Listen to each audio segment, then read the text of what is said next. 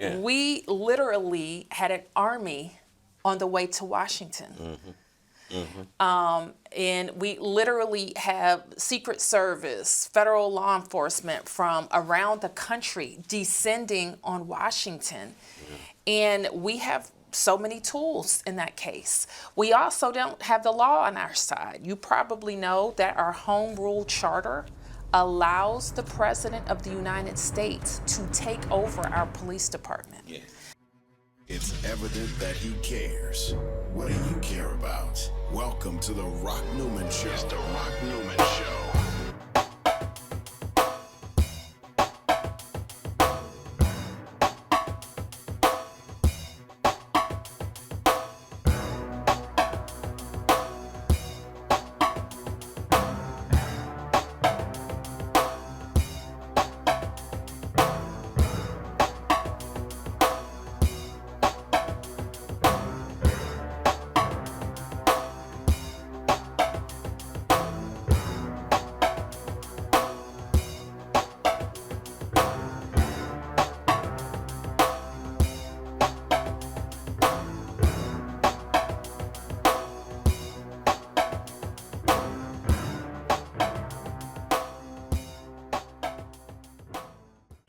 It's another wonderful day in Washington, D.C. I was just reminded, the mayor just reminded me that Washington, D.C. is the greatest city in the world. That's right. So it's another great day here in Washington, D.C., especially when the Rock Newman Show 2.0 can announce that we are hosting the mayor from Washington, D.C., Mayor Muriel Bowser. Thank you so much. Thank you, Rock. Thanks for having me.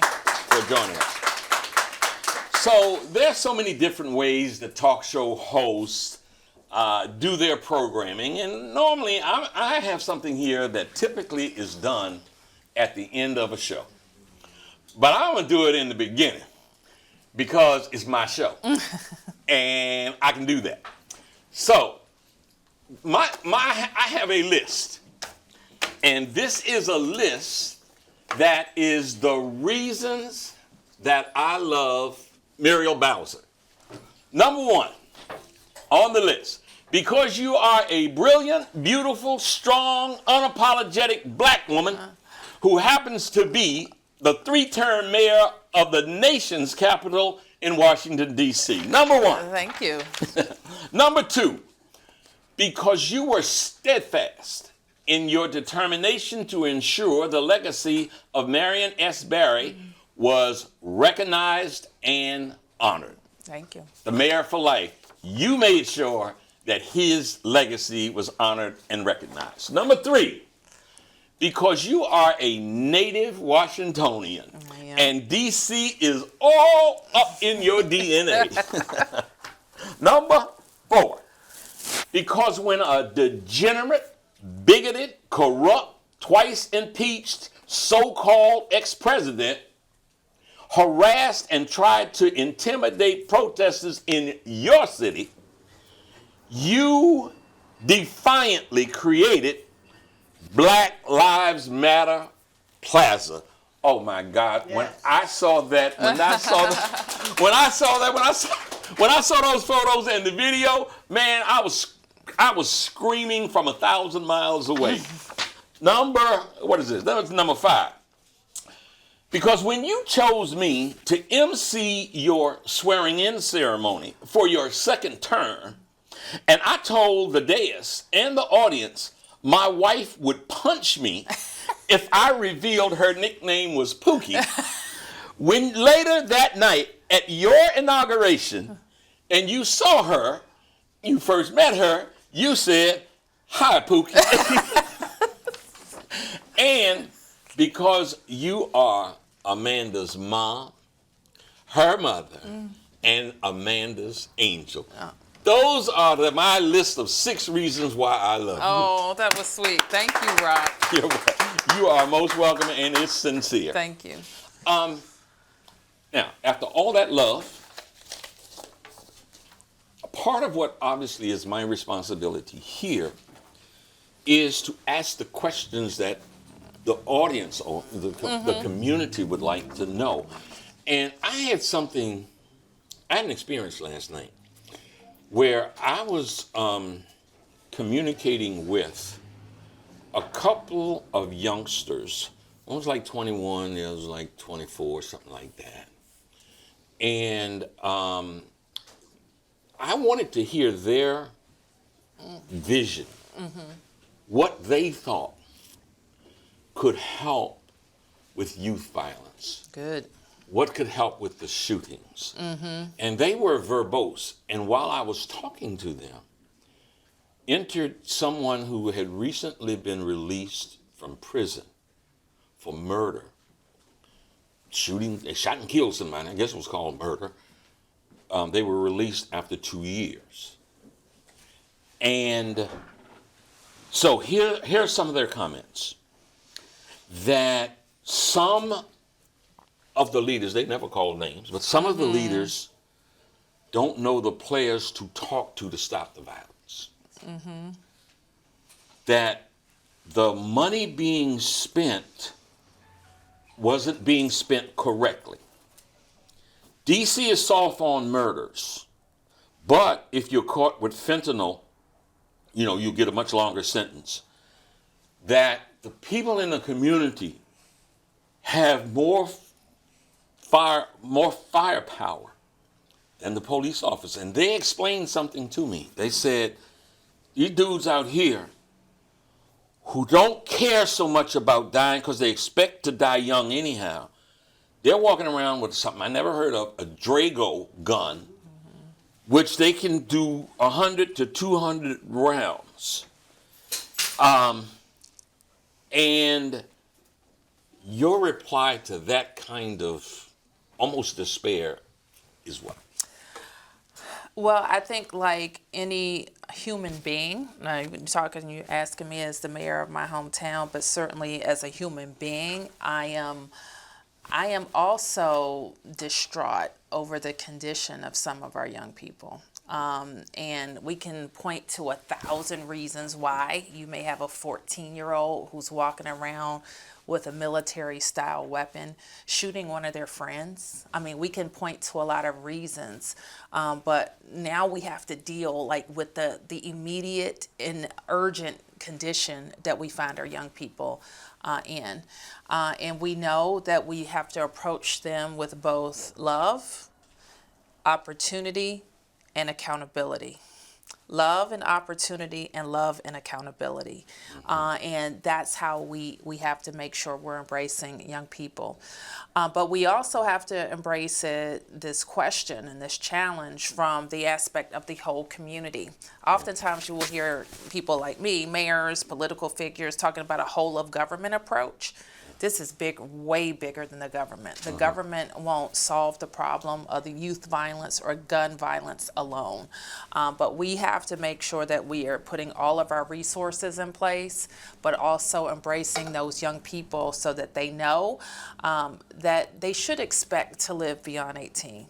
Belong 25, and there's a whole big, beautiful, abundant life out here for them to lead, but they've got to make it, and they've got to want to make it, and we need to love them. We need to give them second chances, if necessary, third or fourth chances, but we also have to keep people safe and hold them accountable if they're not living that way. The young brother who had just come home from prison, the question was asked, and it wasn't by me, it was these other couple of folks that I was with, said, what would have prevented you from doing that? And he said, I don't know, if I had just kept busier, if I'd been kept busier, if someone in the community had given me, had shown me a different way, a different opportunity, and also if I had a job. So obviously we talked about Marion a moment, and we know about Marion Barrett's Summer Youth Job Program is, it's legendary. Anything we should know about in terms of initiatives from your office about youth employment opportunities? They are so abundant. Yeah. Okay. And the programs and the money that comes out of DC government to help people who are vulnerable, help people who are justice involved, help young people is just so immense. I think right now what we struggle with is how to make sure people are connected to it. It's not enough for us to start a program. It's not enough for us to house it in a government building. We almost have to one-on-one walk people through what's available to them. Imagine that. Yeah. One-on-one. Like, Wow. you're eligible for a housing voucher. Yeah. You're eligible for mental health supports. Yeah. You're eligible for youth employment. You're eligible to have employment through your high school. Somebody needs to walk you and your family almost hand in hand to every program to make sure that you're linked up to it.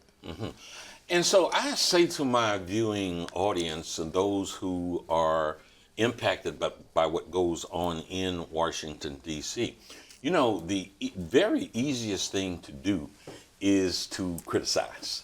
It's easy to throw rocks. You just heard that answer. I think it in part becomes your responsibility to follow up on what the mayor just said, where there are opportunities to be taken advantage of. You need the initiative to help yourself. When you talk about whole of government, you know, the approach of the whole of the community to make a difference is simply critically important. And, you know, I hadn't intended to editorialize on that, but I did. And so let's go to the next thing. We are sitting here at WEAC Radio at 1918 Martin Luther King Avenue. And it's something about my life and my history that just makes me just kind of love right where I am, where I'm from whence I am where I am doing this show. We're on Martin Luther King Avenue. We are less than a block away from Good Hope Road here at WEAC Radio. And there is an initiative, there's stuff going on. See, there's been some debate, some controversy about the idea of changing the name Good Hope Road to Marion Barry Boulevard. Can you share what's going on with that? Oh, it's an initiative at the council, I believe. So the council member, Trayon White, introduced a piece of legislation to change Good Hope Road. I believe that it's in the committee process. It will have a committee hearing, and the council will vote on it. This, of course, would be on the heels of what the city embarked on just after we lost the mayor and I became mayor. Another MB that followed an MB. That's right. We impaneled a commission, the Marion S. Barry Commission. It was chaired by his former city administrator, Michael Rogers. His wife, Cora Berry, and my friend was an integral part of the commission's work. And the commission made recommendations on ways that we could honor Marion. And what I believe was very important was that, of course, he was the Ward 8 council member, but he was also a 4-term mayor. I believe something that will never happen in this city again. But he also transformed and has his fingerprints in all 8 wards. So we thought it was very important that he be honored at City Hall. And Cora was very instrumental in helping to find an artist that... Are you talking about the shy, sort of reclusive, demure, yeah, that one. soft-spoken Cora that we all know? Yes. So I was just really proud that in a pretty short time we were able to turn around the statue that sits in front of the Wilson Building now. It's beautifully done. It was in one of my favorite pieces of journalism that came out of the Post had to do with that statue and Cora's vision and how it really perfectly blended Marion's vision for the city, his civil rights background, and his ability to come back, to rise like a phoenix. To get up. To get up. And I just thought it was brilliant. There was another aspect of what the commission did that's in place now. And it's the Marion S. Berry building. Many people here know 441. We call it Judiciary Square. It's a government building, but it's now the Marion S. Berry building. And at the time when we renamed it, and it'll be a mural there, I must confess to not seeing the significance of renaming that building. But in history has a way, like we want to, some of us, we're not going to be here forever. We're not always going to, we're living this history now. I got to work with Marion Barry, having watched him as a child. Like, it's an amazing thing, but very shortly, those of us who have that experience, we won't be around. We won't be doing the government's work. And I gave over 100 briefings on COVID from 441. And I started rewatching some of them or seeing them on Channel 16 or Channel 13. And on those briefings, on the screen, on the little cryo thing, it says, from the Marion S. Berry building. And so now what I didn't see is that important at the time, because we had this statue and I thought that was the most important thing. But now anytime somebody goes back to review our even response to COVID, they're going to be reminded that Marion S. Berry was the mayor of the District of Columbia. So I think there is some things that as we look to preserve our history in D.C., we have to kind of take off the glasses of the right now, the present, try to think of how history will be told or retold about our leaders. So that's one way to approach the discussion about the street. So let me see if is that something that renaming the street Good Hope Road to Marion S. Berry?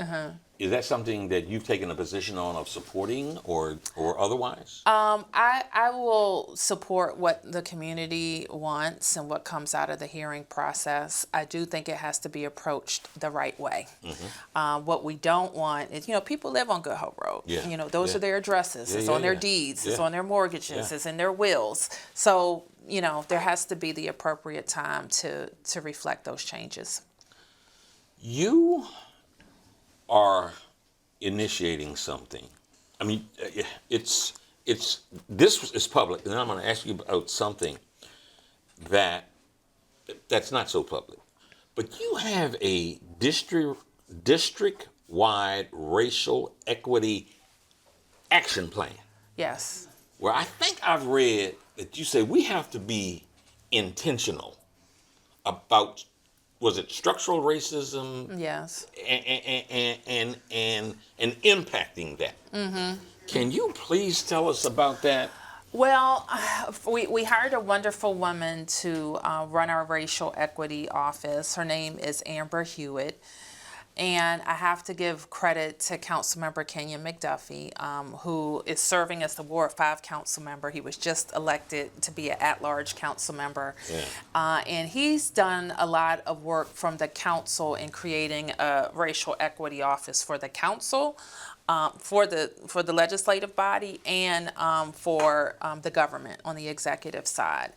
And Amber just conducted a study across the government and how we are, our first kind of phase of approaching her work is to make sure that in every agency we have a real way to say, hey, agency director, hey, program manager, hey, outreach worker, this is how we want you to look at your budgets, your initiatives, and the way you talk to the public, in how we dismantle some of these centuries old or decades old systems or policies that have led to this imbalance in our city. And we have an imbalance. We know that the way wealth is not distributed equally in Washington. this is a remnant of Jim Crow, of redlining, you name it, of federal policies and local ones. We don't have the same opportunities in school or work across the city. We don't even live as long, depending where you live in the city. So the health impacts, but that too is tied to generations of stress and racism. We know even the experience that women have having babies, tied to generations. So we're very focused on all the things that we can do in the right now to address access, to address how we empower our residents to take advantage of all of our programs and services. And we think that we can have an impact on all of those things. One of the biggest things, and this was something that Marion was, like me, very focused on, is how we use home ownership to flip that wealth imbalance in our city. And that's huge. And especially we're sitting in Ward 8 now, and that has to be a big focus. The number of people who own homes in Ward 8 compared to Ward 3 or 4, you know, I represented Ward 4 for almost 8 years. We have to change that because that's where Black people, that's where Washingtonians build their wealth and pass their wealth down in their homes. And that, I know that's an incredibly tough challenge. Mm-hmm. We're going to get to that a little bit also. But just thinking, I lived, in my time of living in Washington, D.C., I have lived over by Fairfax Village. Mm-hmm. I have lived by the reservoir on Channing Street. Mm-hmm. And I have lived right off of Foxhall Road in Ward 3. Mm-hmm. So I know a little something about Ward 3. Got it. How in the world you have attempted, so it seems tirelessly, to deal with the issue of homelessness? Mm-hmm. There is a homeless shelter, if my research is correct, in Ward 3? Mm-hmm. How, please tell me how that happened, because I would have bet that with all good intentions, them folks in Ward 3 wasn't going to accept no homeless shelter. Mm-hmm. Please. Well, you would have lost that bet. Evidently.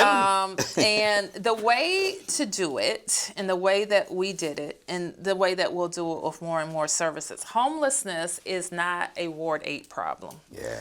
It's not a Ward 2 problem, even though that's where a lot of our unhoused residents live, or where they gravitate to.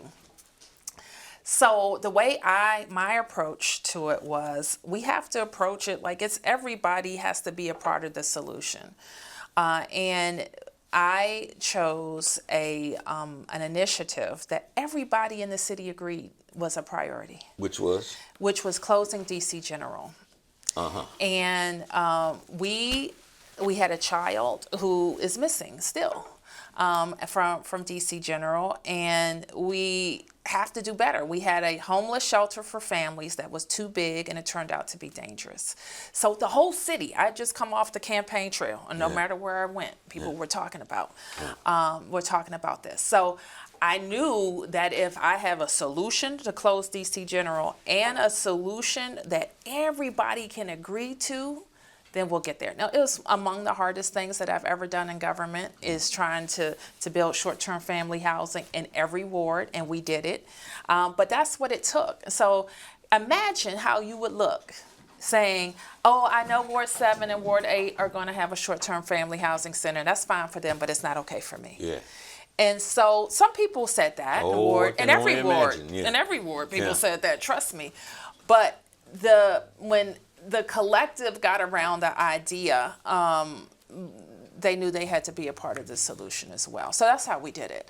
And we were able to, in my first term, go from idea to funding to opening doors in all 7 facilities in 4 years. So that is how I have approached the work of being mayor. And this is what I know is one of my proudest accomplishments, is being able to keep the promise of closing DC General, but also opened dignified short-term family housing. And here's the other thing, it worked. The concept worked. If you close down a big facility and you put people in dignified housing that have the right supports, then guess what? They'll move from emergency housing to permanent housing. And that's how we've driven down family homelessness by 78% in that time.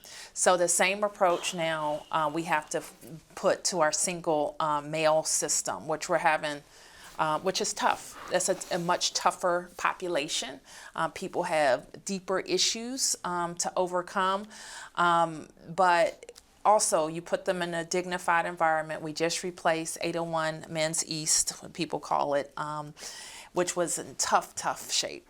And so when we have shelter that's in tough shape, people won't use it. Yeah. And then they'll go to the streets, or they'll couch surf, or they'll live in other dangerous conditions. So we replaced 801 Men's East. We have other situations around the city that we have to approach in the same way. But our whole idea is you have to have dignified short-term housing with the right supports, but none of it works if there is not affordable housing on the outside of it, on the other end. So building affordable housing has been a hallmark of my tenure. Okay, you just quoted a percent, which I didn't know that. Yeah. And I wrote it down because I want to come back to it. So I have said from my observation that I think that the direction, that the accomplishments, the vision and the direction that you've provided for DC is a model for the country. Thank you. And you know, I got into a rather heated argument out of town with some out of town folks because they still see DC as something else. To impact homelessness in a positive manner by reducing homelessness by 78% is one of those things. Yeah. You just brought up affordable housing. So quickly, I will say, this is now before you got in office. This is 2008. I, late at night, did something that I shouldn't have done. I left home, and I came down on U Street and made a left between the Howard Theater and Ben's Chili Bowl and parked in the back and came in and had some food at Ben's Chili Bowl almost like midnight. Shouldn't have done that, but, you know, it was good. So when I left, I went out the back, turned left on 13th Street. I turned left on V Street. Turned left on V Street, went to 13th Street, and made a left on U Street and was coming back down U Street. While I was sitting at the light at 13th and U, I counted. It was 13 people, and all of them were white. And I had been living in Las Vegas, and I was like, this is shocking. And so it was a very clear sign of gentrification. Yes. So it made me think then, and it makes me think now, when you talk about affordable housing, my note says to ask you about the daunting challenge of gentrification and the need to develop a broader and bigger and deeper tax base versus maintaining the cultural identity and base of what was Chocolate City. It seems that that's forever a vexing problem. It is, and you know, there's cycles in cities. I was just at a foundation event for Ben's Chili Bowl, where Virginia Ali was honored on her birthday, her 89th birthday. And if you want to know the history of U Street, and I'm sure it's on tape somewhere, you should listen to that conversation. Wow. I was like I couldn't move. I was transfixed by almost every word that she said. So she talked about working at the industrial bank. Yeah. She talked about meeting her husband there, who was a customer. Yes. She talked about them opening their business in 1958. She talked about meeting Martin Luther King in his preparation talks for the March on Washington. She talked about the night he was killed and they were at the bowl. So I was completely transfixed by the whole discussion. But it was also a good perspective on how U Street has changed. Yeah. And she spoke with some nostalgia about segregated Washington, D.C. And how it was a self-sufficient, proud, multi-income community. Yeah. And integration changed that. Yeah. And she talked about the crack epidemic that changed her experience on U Street. Then she talked about the Metro Rail construction that changed her experience on U Street. Which they suffered. They suffered. Yeah. And 3 businesses survived that. Yeah. Lee's Flowers, Ben's Chili Bowl, and Industrial Bank. Yeah. Only 3 Yeah. that were there before that are there now. So it was just an incredible story. But what she also talked about was how with all of those changes, her customers changed, her business changed, but it was changed that somehow was going to happen. And how we respond to that change is what's important. Now, some will say, Black Broadway should stay Black Broadway. But that may, we may look at that and say, does that stay that way with the Jim Crow laws of the old America going away? So that's something, again, that history will teach us. So what I am challenged to do is make sure that more legacy businesses like Ben's and Industrial and Lee's can not only be there, but be owners of their properties and be able to invest in their properties. So one tool that we're using now is called the Commercial Acquisition Fund. I think we have one business who used it here. It's where legacy businesses can turn their rent payments into mortgage payments. And the city will be a partner with them. What's the name of it again? The Commercial Acquisition Fund. Okay. Where you can apply for this fund and get given literally a lot of money that goes to the buying of these properties. So those are some things that we learned. I also find it instructive, and sometimes talking to Mayor Williams about the lessons that he learned in being mayor and the fast transformation that the city had, and if there's some lessons that we can learn here. Listen, there's no doubt that he set the goal when he was mayor of having 100,000 new residents, and there's no doubt that having 100,000 new residents changed the trajectory of the city. Yeah. It changed the racial makeup, Yeah. But it also changed our ability to pay for the things that we needed to make this an attractive city. You need great schools. You need public safety invested in. You need great parks and rec. You need great transportation. You need the city to be safe. So all of those things changed it. So it was a serious question for me when I was running for mayor. I saw the way the city had changed. When I was born in Washington, D.C., we were over 78% Black people here. Right. Like, just period. Right. And I have a friend, she's from Ward 3, native Washingtonian, white woman. And I was talking to her one day and I said, I was a full-grown 18-year-old, maybe older, before I ever saw Sibley Hospital. I'm serious. Yeah. Like, Yeah. I didn't have any friends in Ward 3. Right. And she says, Muriel, I'm glad you said that because I was grown before I ever came to Anacostia. So that's the segregated nature of our city. And so I regard it as a person who is a native Washingtonian. I don't take it for granted that our city has a Black mayor. What nobody should if that's important to you. And so I see it as my responsibility to make sure that we have hardened our systems to be able to protect our history, our ability to buy homes, our ability to do business, and our ability to lead. I told her first, D.C. is not, D.C. and no other city in the world is a perfect utopia. There are always challenges, but there's a whole lot right going on. You bring up Lee's Florence and Ben's Chili Bowl, and it makes me want to wax nostalgic to a certain extent, because I was in love with this pretty girl that you call Pookie,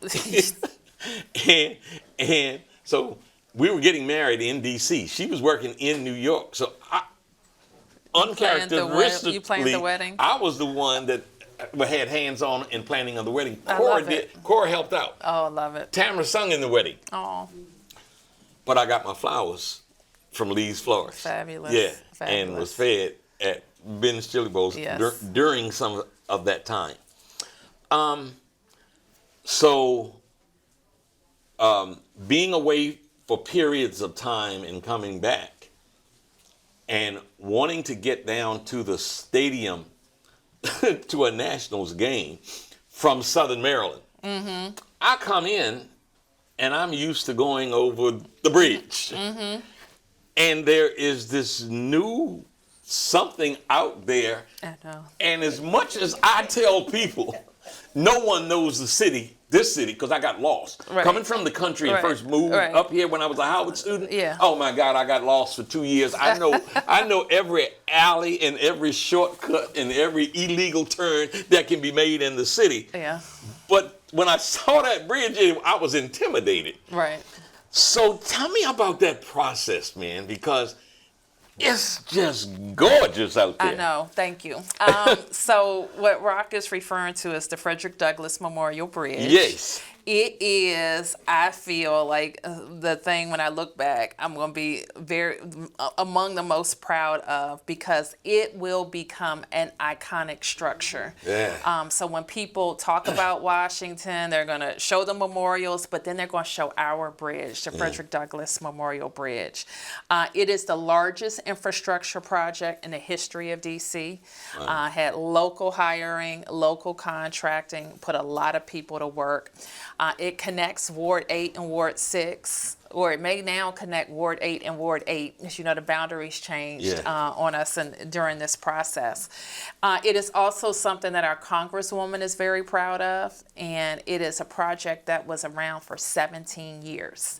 We feel proud of it because I pride myself in being able to unstick things that were kind of lingering and didn't get finished. Like Skyland over in Ward 7 didn't get finished. It will be finished during my tenure. But this bridge is also one. It was hard. It involved Maryland, it involved USDOT and like environmental issues. It just didn't get done. And we just set it, my first DDOT director, he set as a goal, like, we're gonna finish this. These are the 3 things, Mayor, that I'm gonna deliver for you, and the bridge was one. I threw a little wrinkle in it for them because I said, listen, it has to say something. It has to speak. It has to be, where is the design? And I want to make sure I weigh in on it, so I know it's something that we're going to look back on and say that's our thing. So look, you are the mayor of what is arguably the most powerful. We already defined it as the greatest city in the world. When you were young, did you imagine that you might be sitting in the seat that would be signing off on that kind of legislation and have that kind of power? I don't know. When did it come to you? When did that come to you that you could do these things? You know, I was raised to think I could do anything. All right now. You know, and I am blessed with parents who love me and believed in me and have always had my back. And when I think about it, it's like that's the greatest gift. And I tell people, I recount an experience often that, I had with my mother as a youngster, a sixth grader, and it like just it just embodies what it means to be loved by caring parents. And that's why when you ask me about young people, I know what some of our kids are missing because they don't have that. And the story goes like this. I had gotten in trouble at school for something, talking back or, not anything big, Mm-hmm. And my teacher's name was Miss Thomas, and she called my mother to the school. So my mother is me, my mother, and Miss Thomas, and we're sitting there. Miss Thomas is telling, Muriel's not paying attention. She's not doing this. I'm teaching, and she's talking, or she's doing this. And my mother looks at her, and she says, did it ever occur to you that she's bored? Oh. And I said, well, yeah, Mom, I'm bored. That's what I said, I'm bored. But then when we got outside, my mother got in my face and she said, I have sent 5 kids to this school and you're not going to embarrass me. Don't ever have Miss Thomas call me like that again. So that taught me, like, when I'm out in this world and somebody's coming for me, my mama is going to stand in between me and whatever's coming. But then she's going to come for me if I'm not right. So it just taught me, like, I have my mother's in her 80s and I feel that way about her. So it was that love and that protection that always let me know that I could do whatever. When I decided to run the first time for the Warford Council seat, was running for a vacant seat, and I decided at the time that in order to do what I had to do to win, that I couldn't work. I had to quit my job. I had a good job. And my dad called me up and he said, Muriel, me and Mama talked and we want you to be able to do what you have to do. So we're going to take care of your bills for this 5 or 6 months. We're going to handle it. Right. And I said, Dad, I appreciate that, but I've saved some money. If I need it, I'll call you. But I just wanted to let you know that I just wrote a check for my mortgage for the next 6 months. So I'm good.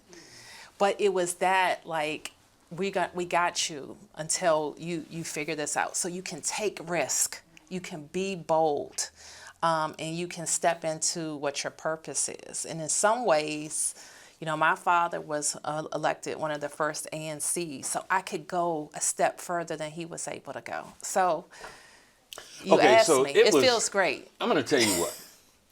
It was, people look back on it now and, go rah, rah, rah, hooray, Lord have mercy, good for you.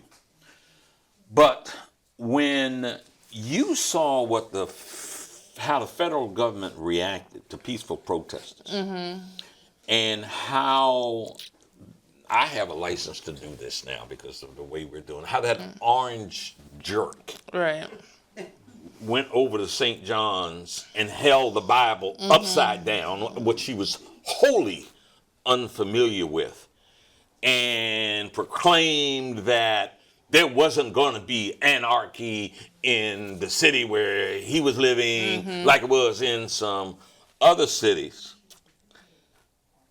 What prompted you? Because I think it was an extraordinarily defiant example of speaking truth to power, and taking actions in the face of power to establish that Black Lives Plaza. And look, you probably already know it, but the acclaim, the respect, the admiration that you got from around the country and really around the world, I think was so well deserved. But more importantly, it was a clear example of a Black woman asserting herself in a way that would inspire generations of women to come. So, can you tell me how that came about? And during that period, was it something that you felt scared of, afraid about? Yeah. Or what? So all of those things, Mignon Moore, you may know her. I know Mignon. She lives in D.C. She's a brilliant political strategist. And sometime after all of these events, she called me up. And she also was very close in the Black Lives Matter movement and advising a lot of the leaders. And she called me up and she says, you probably don't know why this is getting so much attention, do you? And I said, not completely, because we certainly didn't move forward with the mural thinking that there would be Black Lives Matter murals all over the world, replicated in cities all over the world. But her take on it was that the whole world needed somebody to stand up to Donald Trump and to stand up to a bully, because that's what we were all feeling, and we needed somebody to do it. And you did it, and you got him. Like that was a tete-a-tete that like the right was beat evil in that case. And that's what I experienced when I talk to people about it, from all walks of life, all ages, all colors. And some people get very emotional when they talk to me about it, because we had been assaulted by Donald Trump. People were scared of him. They saw the evil in what was coming out. And then finally there was a big, beautiful pushback. And so yeah, and I think that's what I felt, that coming from people. And then it was using art to do it, which was also the thing. So the thing that I told people and that we are proud of is we had but so many tools. Yeah. All right. Yeah. We literally had an army on the way to Washington. Mm-hmm. Mm-hmm. And we literally have Secret Service, federal law enforcement from around the country descending on Washington. Mm-hmm. And we have so many tools in that case. We also don't have the law on our side. You probably know that our home rule charter allows the President of the United States to take over our police department. Yeah. So we also didn't have the law on our side. So and at the same time, we're fighting COVID. I mean, we're literally in our command centers trying to keep people safe and alive. George Floyd was murdered for the world to see on American streets. So people are angry and just so much emotion. I was walking from my office at City Hall to St. John's with our Faith Task Force. And as I'm walking down the street, I'm looking at these federal law enforcement that are blocking streets. And I, 5-generation Washingtonian, mayor of Washington, D.C., could not walk down the street towards the White House. And that's when I knew we have to take these streets back. Because we're going to lose this situation. I also felt strongly that, and maybe it was exaggerated in my mind at the time, but I felt like I play out worst case scenarios. Sure. It's my job is to play out worst. Sure. And the worst case scenario that I saw was Washington burning. Mm-hmm. That was like it was in my mind. It was in my eyescape. Yeah. That this keeps escalating. Yeah. Washingtonians are only going to take so much from this guy. And this was going to be a national kind of epicenter. Yeah. So I felt strongly that we had to have a place for protest where we could keep everybody safe.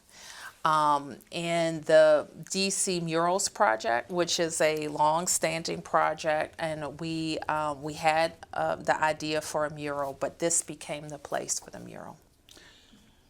So we're doing this. We're doing this, and of course, this is going to air on YouTube. And trust me, when it airs on YouTube, we're going to see the photos. We're going to see the photos of Black Lives Matter. And we're going to see you up on the building surveying the work. Congratulations on that. That's, 2 years ago? But Lord have mercy, congratulations on that.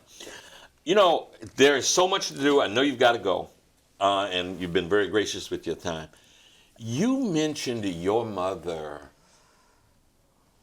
and the feeling that it gave you that you could do anything. And you are now a mother of Amanda. Miranda. Oh, I'm sorry, I said Amanda. We're all M's. That's how you will remember. That's right. How has motherhood changed your life? It's changed everything about my life in all good ways, I would say. Can you give us some ideas? Example? I just think that she is just a darling, delightful, beautiful child. And I have, up until that point, lived a life where I could focus on myself. Some people would say that kind of a selfish point of view or self-focused point of view. And that's fine. I had a good time doing it. Right. But I found that I just felt like I had so much to give, and I never thought that I would not be a mother, and then, life happens. And so I just really welcome the opportunity to be a mother. And your smile when you talk about Miranda. She's a it doll. all. And I also think it kind of has intensified or crystallized, if you will, some of the other focus areas that I have. I want all children to be able to have the opportunities that my daughter has, or that I had. We didn't come from a rich family. I don't come from a rich family, solidly middle class family, but I had everything that I needed. I had a safe home. I had great schools. I had improving public safety in my community throughout my childhood. But I just had opportunities, and I had people that poured into me. So it makes it very clear about, for me, what we have to do. It's also crystallized what I call, and we're going to talk a lot in my next 4 years about the fight for the middle class. In a lot of ways, it's our middle class that is getting squeezed out of the city. That people who want to buy a home and don't feel like they can afford to buy a home, or they need child care but they can't afford the child care, and they don't have family that lives close by, so they may move to be closer to family. So all of these things that all of the cost that go into having a family is crucial. I also think I speak for a big group of people in our city, because I'm raising my daughter on my own. And there are a lot of moms out there who don't have the resources that I have, who are raising their kids on their own. So we need to be able to focus on them and say, hey, moms, what do you need? What's going to help you have a great life for your kid? And I think we can't, and we do a lot of time and spend a lot of the city's resources, as we should, on the very vulnerable in our city, and we have to continue to do that. But there is a next group up there. They're just on the other side of the line in terms of income.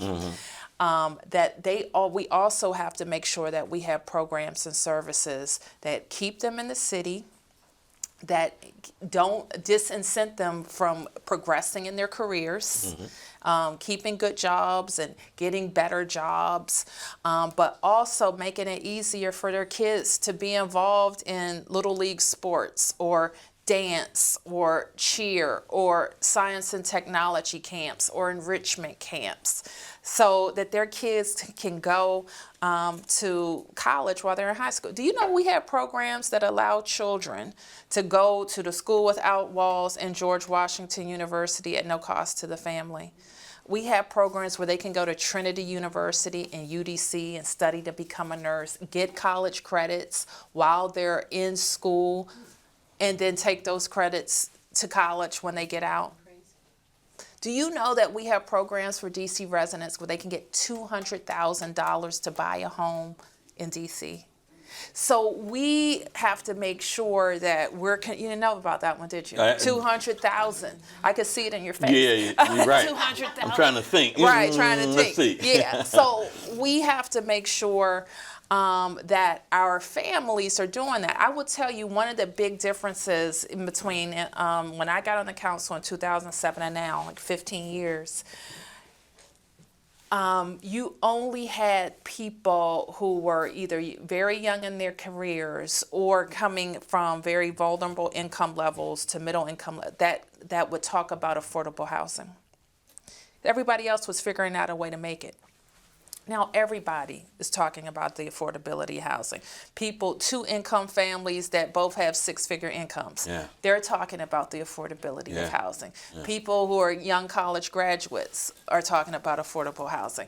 People who are in our public housing, who are public housing residents who want to rent or buy homes and move out of public housing, they're talking about affordable housing. So it is an issue for the city, and here's why it's important. Our housing isn't more affordable than some, less affordable than some places because, it's different housing stock or different. It's more expensive because people want to live here. Yeah. Okay, it's the greatest city in the world, and I say that a lot, but for a lot of reasons it's true. We have access to culture. We have access in this town to good paying jobs. Okay, so when we talk about jobs here and jobs, I don't know where you living now, you living in the South somewhere, people make a lot more money here. So that is why when you have that, you have the cost of housing go up. And we are living in a time right now where so many employers are looking for workers. And so while I am challenged to make sure DC residents are getting matched with those jobs, the jobs exist and they pay well. And so that's a good position if you're the mayor of Washington, D.C., because now the challenge is not that you have to send your people off to other places in America to find work. We just have to make sure that those jobs and our residents, there can be a match. And if there is a skills mismatch, then that's where we focus our attention. If there's a transportation mismatch, that's where we focus our attention. If there's a child care mismatch, that's where we focus our attention. But we got to get people into good paying jobs. This is what I know about Washingtonians. No matter where I go, people are the same. Do you think some kid that's 14 years old really wants to walk around with a gun? They don't. Now, they are because they've gotten in this cycle. Yeah. But really, they want to be safe. Yeah. They want to do the things that kids do. They want to have their parents safe. They want to have their siblings safe. They want to have a nice school to go to. They want to have recreation. Now, sometimes they want to be rap stars. They want to be football players. But other kids want that too. Mm-hmm. So we have to kind of just on a very human level, we're the same and we want the same things for our families. Now we need different things to get there, but what people want for their families and themselves is the same. Safety, opportunity, fun, a great life, and they want the government to not be an impediment to it. I was going to ask the question, you won an election to serve 4 more years, and I was going to ask the question about your vision. Mm-hmm. You answered it without me asking the question. Mm-hmm. That was fantastic. And it makes me really think about this a few days ago, Trevor Noah signed off on his run as the host of The Daily Show. And he said something to the effect of, if you really want to understand America, focus on the black woman. Mm-hmm. Focus on black women. They were the essence of what is the best about, again, I'm paraphrasing, about black women. And sitting at this chair, I think I am talking with an example of what he was talking about black women being the best of America. Thank you. You are that example. Oh, thank you so Thank you, very Rock. much for Thank coming. you. Thank you, Rock. Here Thank today. you. My God pleasure. bless you. Thank you. Thank All you. Great audience. Thank y'all, man. Thank you. Thank y'all. Thank you. You for showing up. We very much appreciate it. We're going to take just a photo or two, and then we'll take a break.